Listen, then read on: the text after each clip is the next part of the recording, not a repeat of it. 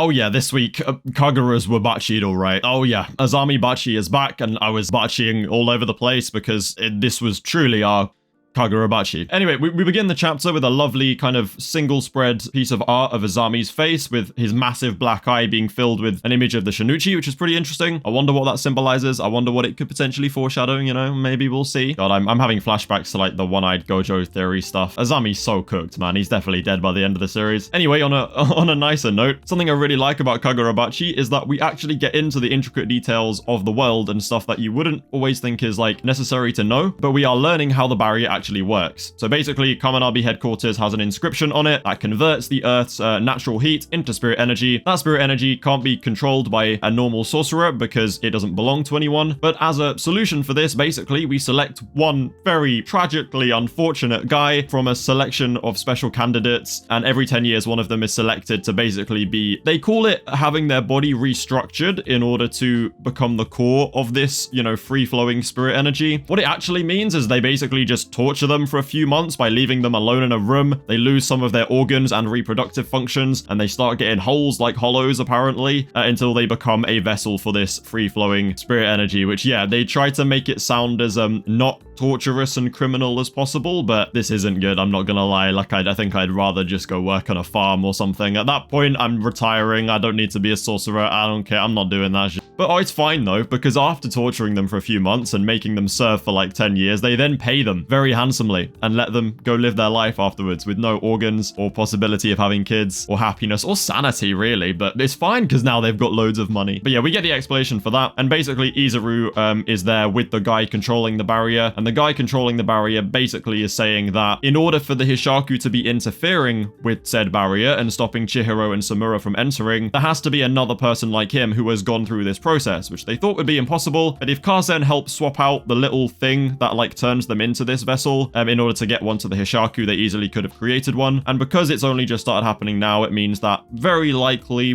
the person who is controlling the barrier is one of the Hishaku in the building. I think this might be a red herring, but we'll discuss that possibility more in a bit. Now we see Hakuri, Kiri, and Ichiki talking to Kazen. Those guys realize that there must be another barrier core controlling vessel person, and they need to take care of it because they need the barrier back up. So Ichiki tells Hakuri and Kiri to go back to fighting the Hishaku because they need to prioritize getting the barrier. But how does that make a lick of sense, Ichiki? Explain it to me. We've spent the entirety of this arc getting Hakuri here for the purpose of him at least trying to put the Shinichi in the storehouse. You are now standing directly in front of it, and you're telling him to leave? Why? I understand there are risks. He might be taken over. He might accidentally summon the Swordmaster. It might not work. So many bad things. It could just resist being registered. Fine. But the whole point is that they were going to try anyway. That's why he's there, right? So why have we all got here? And now Ichiki's going, leave. Hakuri can't even fight. He's nerfed. He's got no official, like, proper combat training. Just leave him there next to the Shinichi to be safe. I'm going to have to, like, cut that conversation short because I'll go on a rampage for ages, but that's a dumb decision. It's stupid. Anyway, yeah, it's basically probably one of the Hishaku. We see a panel of Lucas waking up because he's still slumped on the floor. I don't know how hard Uraha kicked him, but for a guy who's supposedly the strongest Hishaku, right, this guy's on major fraud watch. But he is pulling the Yura pose. He pulls the Yura pose, all right? He looks a lot like Yura here, and he sits there and he says, Yura will be king, which gives me like, you know, kind of Neferpito, Yuppie, and Poof glazing Meruem vibes a little bit, maybe some Hunter x Hunter influence, but it's a very interesting thing to say. Yura will be king while pulling the Yura kind of a camp way of doing it. You know what I mean? I don't really have aura doing it, but like he pulls the Yura pose and he sits there and he looks like Yura and he claims that Yura will be king, which is very important. We then cut back to Yura facing off with Azami, who, remember, Azami has had his arms shredded by the dragonfly ability, but Yura does seem to be maintaining control to an extent. And they have a little conversation in which Azami just goes full like ranked game trash talk mode. His shit talk is impeccable. It's S tier. It's like, it's top tier rage bait kind of level. This is Twitter user of like trash talk right here. Azami's standing there with his broken arms, but he's still just got hella aura. He's like, you have the he literally says, you have the Shinichi and you can't fend off an unarmed, literally unarmed, an unarmed opponent. I'd be panicking if I were you. Oh, he's so cool.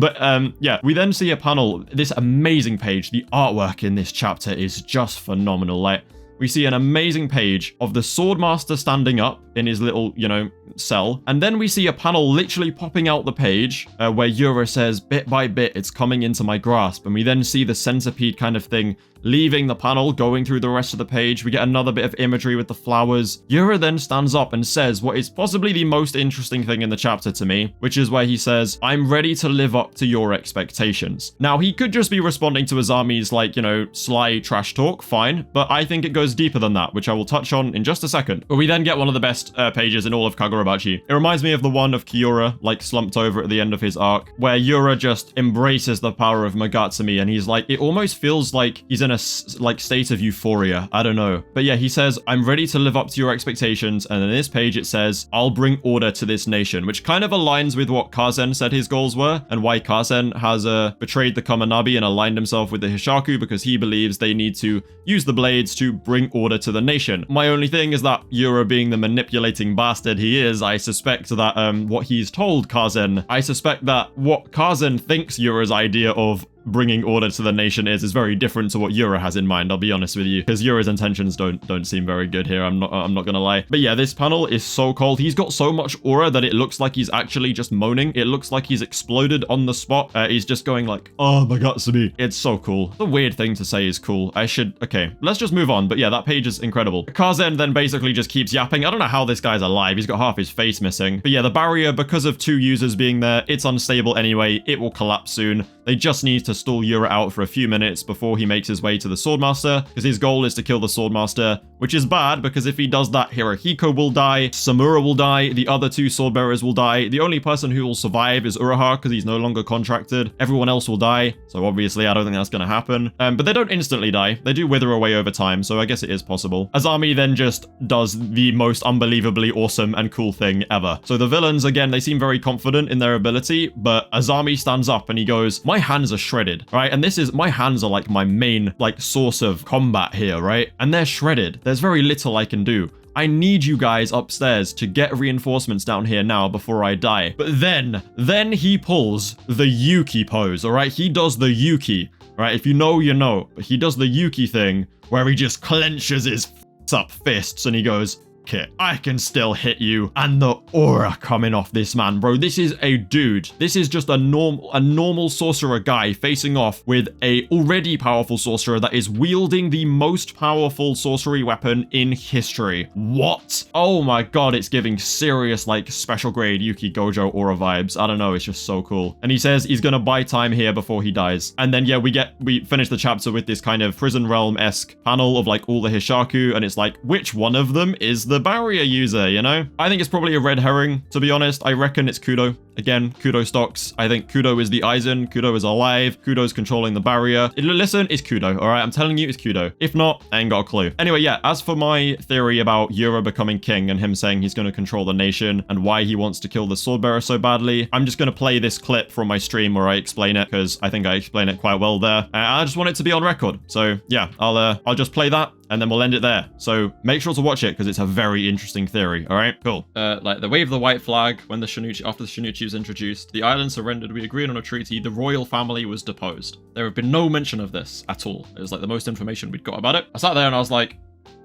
the royal family is definitely important here. All right, and I think Yura is likely was or is related to the royal family from the island. I think he's an islander. I reckon the Hishaku, if they want to make Yura king or whatever, the thing that brings them together, they are probably survivors.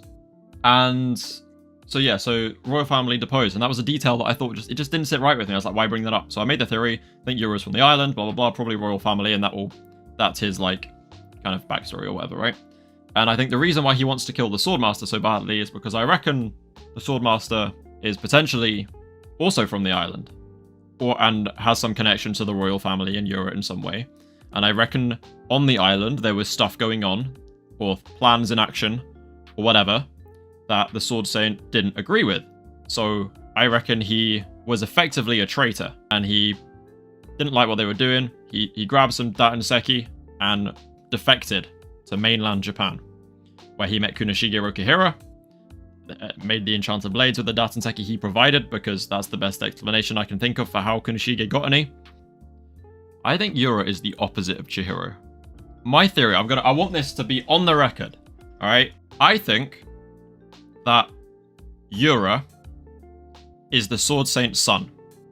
Right? What? Because for all we know, he could be like similar to Chihiro's age. He could be within the like 5-year age. He could be like 20 something for all we know. Okay. I think Yura is the Sword Saint's son. Whatever was going on the island, that thing that we don't know what was happening before the war, what started the war, what the royal family was doing, why the Sword Saint would have defected if that theory is true. We don't know what was going on there, but whatever it was, there was a bad relationship or conflict between Yura and his dad, the Sword Saint. There's this kind of sort of Grisha, Zeke kind of relationship, right? And then eventually, similarly, but like in reverse, like to how Eren's dad did, like Grisha or the Sword Saint finds his way away, goes to the other place, leaving his son behind, or whatever. And it basically, Yura over time fosters a hatred, right? And he would, because they probably had some conflicts, like personal matters, but then also the malediction thing and stuff, right? He wants to take like revenge or whatever, like against his dad. He's very nicely parallel Chihiro's revenge story, in that Yura killed Chihiro's dad, and Chihiro's on a revenge story to, you know, he's got that like narrative with his dad and stuff, Kunoshige, and it kind of parallels Chihiro's themes about revenge, and also his dad very much being like, Kunoshige is very much like Chihiro, like do your own thing, be your own person, you know, find your own, don't try and be me, you know? And that's why I feel like what's out of place here is what interests me most about this chapter is this panel, this page, where Yura stands up. We see the Sword Saint, and then we see Yura, and he says, bit by bit, it's coming into my grasp. Panel at the bottom, Yura says, I'm ready to live up to your expectations. Now, I know some people are going to say this is him just saying it to his army.